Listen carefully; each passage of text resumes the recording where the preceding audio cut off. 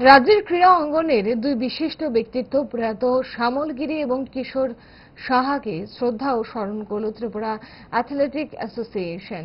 এই সংগঠনের কর্মকর্তারা আজ এনএসআরসিসির এই শ্রদ্ধা ও স্মরণ সভার আয়োজন করে। দুই প্রয়াত ক্রীড়া সংগঠনের ফুল মালায় শ্রদ্ধা জানানোর পাশাপাশি নীরবতা পালনের মাধ্যমে শোক প্রকাশ করেন সমস্ত ক্রীড়াপ্রেমীরা।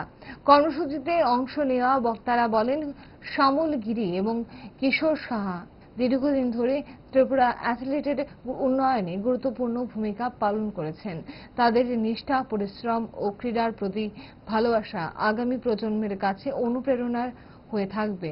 আয়োজক সংস্থার এক কর্মকর্তা এদিন কর্মসূচি নিয়ে সংবাদ মাধ্যমকে জানান, অশ্রুসিক্ত নয়নে বেদনা ভরা কণ্ঠে আমাকে বলতে বাধ্য হচ্ছে যে আমাদের থেকে দুটো নক্ষত্র খসে পড়ল। একজন স্বর্গীয় শ্যামলগিরি, আরেকজন স্বর্গীয় কিশোর সাহা। শ্যামলগিরি 1989, সেটা 6 ডিসেম্বর না হয় 7-8 ডিসেম্বর 1989 চাকরিতে যোগদান করেছিল শারীর শিক্ষক পদে। কেননা রিনাউন্ড স্পোর্টস পার্সন ছিলেন, দাপিয়ে বেরিয়েছেন, অনেক মেডেল আর্ন করেছেন, রাজ্যের জন্য সুনাম অর্জন করেছেন, তারপরে কর্মজীবনে প্রবেশ করেছেন। আরেকজন স্বর্গীয় কিশোর সাহা 2009 1 অক্টোবর ত্রিপুরা পুলিশে কর্মরত হয়েছেন, অর্থাৎ যোগদান করেছেন। তার আগে মেডেল আর্ন করেছেন, দাপিয়ে বেরিয়েছেন।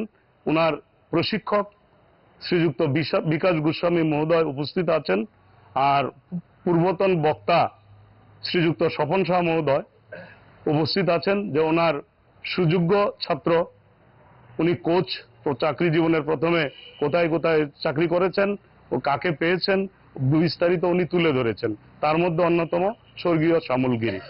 আমি এই স্মরণ সভায় দুজনের আত্মার সদ্গতি কামনার্থে পরম পিতার রাতুল চরণে আমি প্রার্থনা জানাবো, ওনারা যেন পরপারে